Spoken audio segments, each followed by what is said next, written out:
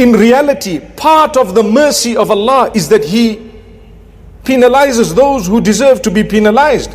Someone murdered your relative. The mercy of Allah dictates that you see justice. That person needs to face some form of penalization. They need to, otherwise people would do what they want. So it's easy for a person who is sitting with a good heart, has not really seen the world, to say what was the need of having a prison, what was the need of having hellfire when Allah is so merciful. Yet those who know, and they've been through the mill, and they've been robbed, and they've been cheated and deceived, they are waiting for the day of justice, are they not?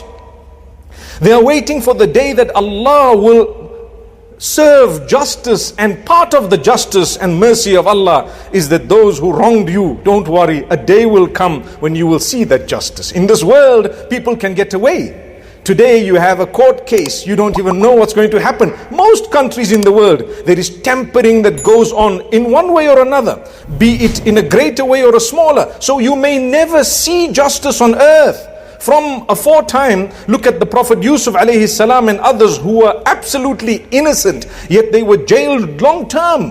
What was that? Would you not like to see justice if you were jailed long term? Recently, in one of the countries, a certain brother was jailed for many, many years, apparently for more than 2 decades, for a murder he did not commit. And when he was freed, subhanallah, see the smile on his face. One wonders what's going through his mind and his heart. May Allah make it easy for him and his family who lost him for 20-something years.